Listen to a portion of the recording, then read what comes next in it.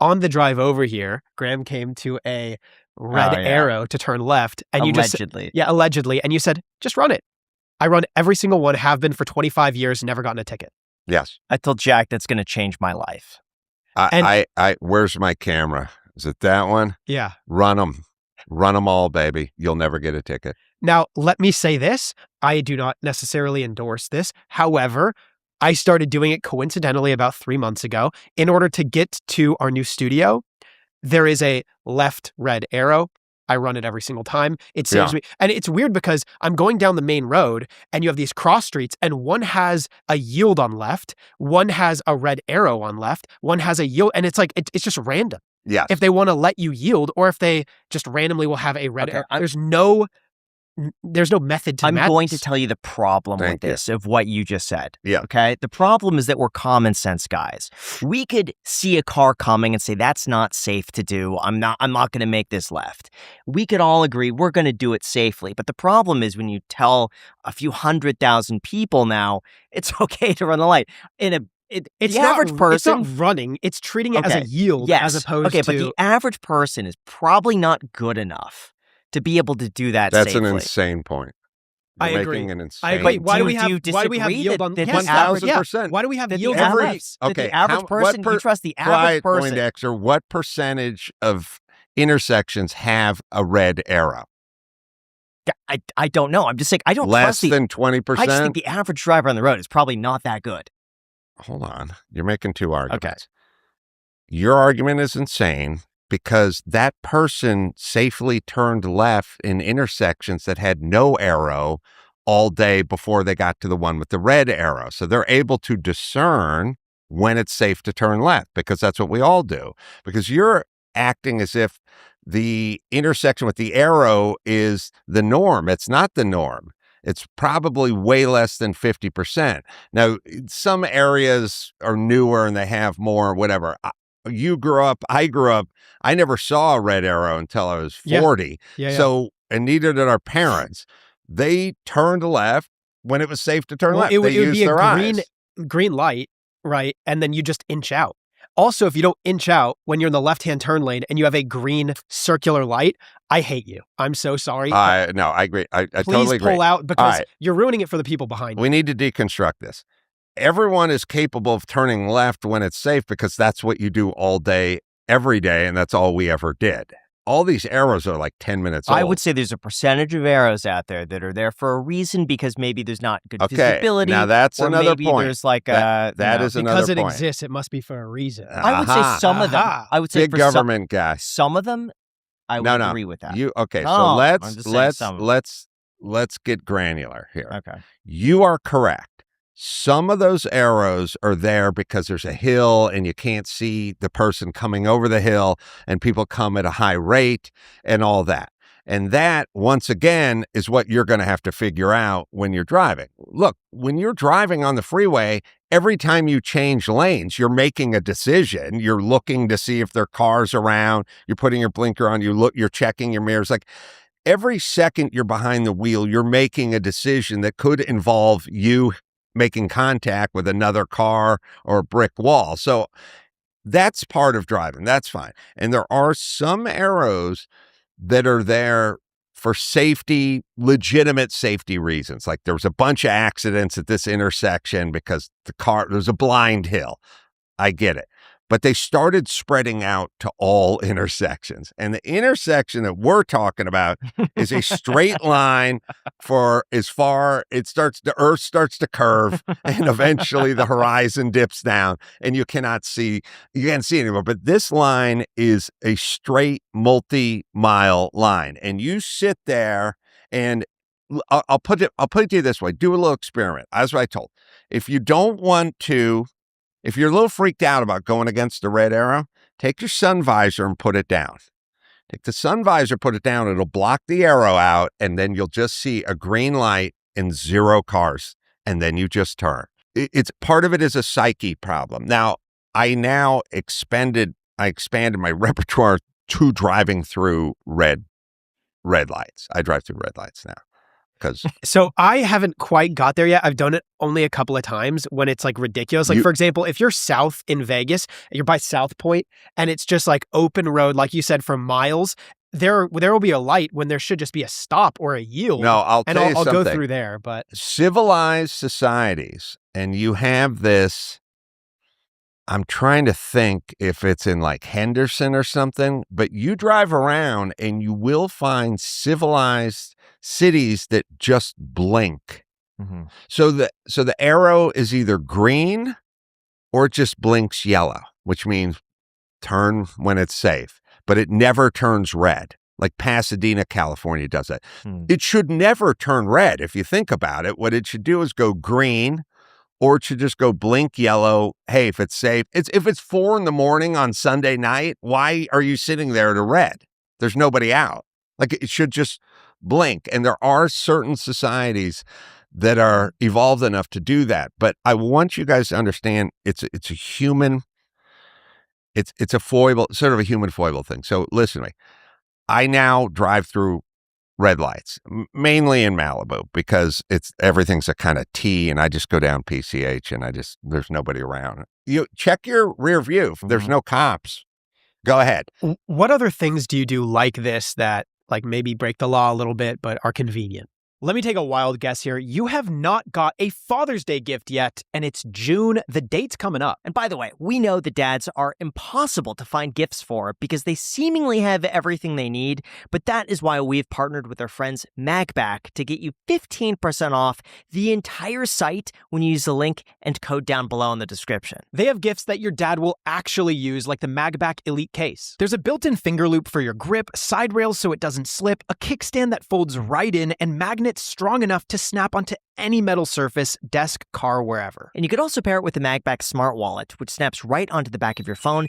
It holds your cards, and you could even ping it in the event you'll lose it and want to find out where it is. This is actually so embarrassing, but I kid you not, I used to have 2 wallets. Because I would lose my main wallet so much, I would have a second wallet with a passport card, credit cards, and cash, and I kid you not, I'd use it probably once a month. But with my MagBack, all I have to do is ping it on my phone, and boom bada bing, I know where my wallet is, and I have not lost my wallet since. It's incredible. And if you want to go further, they have multi-chargers, car mounts, Tesla chargers, key tags. There's something for every kind of dad. So get a gift your dad will actually use this year with MagBack. The link is down below in the description, and if you use our code, which is shown on the screen right now, and also down below in the description, you will get 15% off your entire order. And just make sure you order it before the 17th of June so your package will show up with enough time. Again, the link is down below in the description, as well as a code for 15% off your entire order. Happy Father's Day. I am so confident your fathers will absolutely love everything from MagBack. Thank you to MagBack for sponsoring this clip. What other things do you do like this that like maybe break the law a little bit but are convenient? Well, I'll tell you what I do, and I'll try to wear a expand seatbelt? this a little. Yes.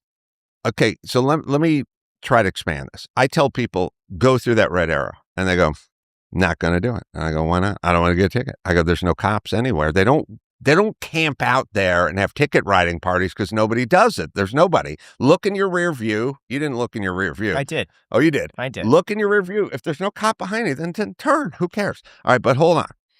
So people go, no, I'm not going to do it. I go, okay, you drive to Vegas. Yeah. Do you just go 65 the entire time? No, probably like 80, 85. All right, you're speeding. Yeah. You're going to get a ticket. It's not. You'll go from LA to 80. You'll go to LA to Vegas. You'll be speeding the whole way. There's planes in the air. There's cops all over the place. There's radar guns. And you'll do that, which is breaking the law the entire time. And you don't really think about getting a ticket, although you have gotten tickets. Everyone's gotten pulled over, but you won't go through the arrow. Well, you'll never get a ticket. That's human nature. And that's the problem. And you have to overcome that.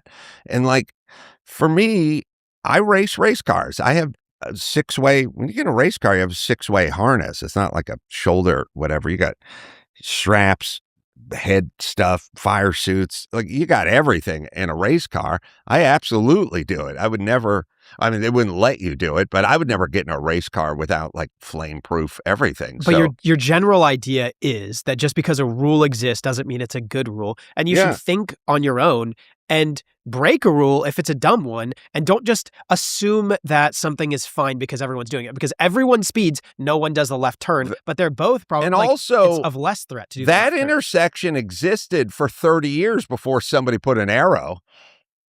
Everyone who lived here 30 years ago just drove So through that. Well, it wasn't as busy through. Every, I know, but Yeah. it's not as busy. We sat there was no cars coming, right? True. Yes. You could see no cars. Correct. So I said, turn. So how do you apply this philosophy to other areas of your life? Well, for me, it's a kind of an ultimate pragmatism. And for instance, I was doing shows in Phoenix, and I was staying at a very nice resort with a very nice spa, expensive, like a bunch of well-heeled, skinny white people staying there with me. And I went down to the workout room. I went down to the locker room, and the lockers, I'm really bad with any tech, whatever. And I also, I realize I have some sort of disability, because the thing will say, like, put your contents in the locker, then hit pound, then make a 4-digit number, then hit pound. And then when you come back, hit pound and do the 4-digit. I've tried it twice in my life. It's always like, I got to go get the janitor. I lock my shit in the locker. I can't get my locker open, right? Okay.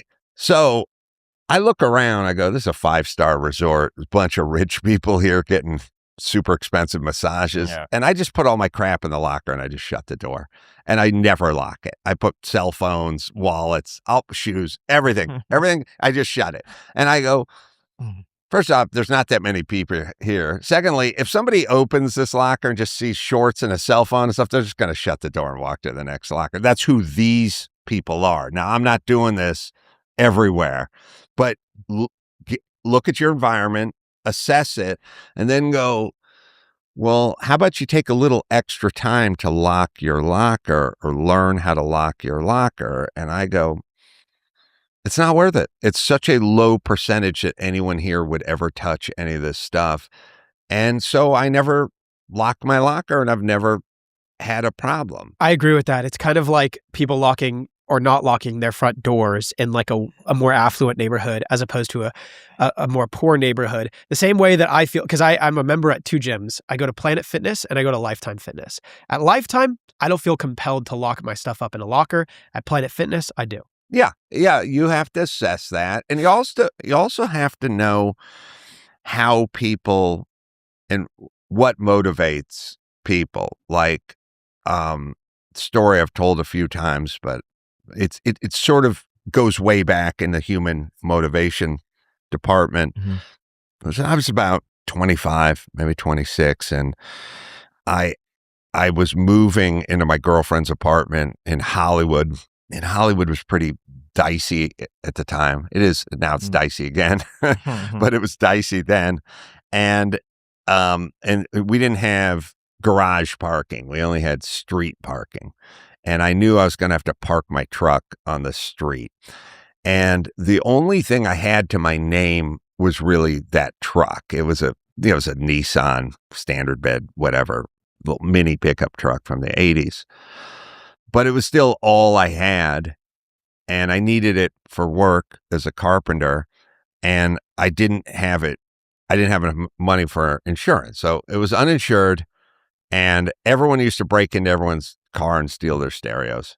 And there was a lot of stealing of mini trucks in LA back then. So I knew this truck wasn't going to make it 2 weeks in front of this place in Hollywood without getting the stereo stolen or the truck stolen. So I thought, well, what can I do about this? Because I don't have covered parking and I don't have insurance. And I am going to have to park on the street. So the first thing I did is I was like, who wants a car stereo? I was like, well, junkies want car stereos. Like, people don't steal car stereos to listen to car stereos. They steal them to fence them immediately and get drugs. And like, you take like a $300 car stereo and just get $40, you know? Yeah. This car had a digital Sony car stereo, which was pretty cool back in the day. And I knew it was gone immediately. So I was like, I'll tell you what I'm going to do with this car stereo. I'm going to paint it brown. So I put a piece of tape over the little digital readout and I just I just painted brown. And then everyone goes, why did you paint your car stereo brown? I go, you can't sell a brown car stereo. So no one's going to steal it. So I desecrated my car stereo, essentially. I wasn't selling it. I only listened to it, and painting it didn't stop me from listening to it, but it would stop you from fencing it, right? So then the second thing I did was I was like, I'm just going to do a fuel cutoff switch in this car. And I just figured out the fuel pump was in the back. I just clipped a wire and ran it under the seat, just put a toggle switch under it. And I just shut the fuel pump off when I got back into the house. And the thing that was also funny is the thing had carburetors, which had float bowls in them, which meant it would run without the fuel pump for like 3 blocks. So, because it had a little fuel sitting in the float bowl and it would run off of that. So I started finding out where it would start cutting off, and I'd be 2 stop signs away from my apartment. I'd reach down and flick the pump off and kind of ride it in on the float bowl so it would be empty. So the car was stolen 2 times. And each time I was just like, which direction was I facing? I was facing this way. And I just started walking and I found it like 100 feet down. And next time it got stolen again, I said, what direction was it facing? I found it. And the stereo was left in it each time it was stolen. So they never stole the stereo, and they tried to steal the car. So for like under $10, I theft proofed my truck. But you have to understand what people are, what motivates them. Like, what are they doing? And if you can get in that mindset, you can solve a lot of problems. But you have to think about motivation.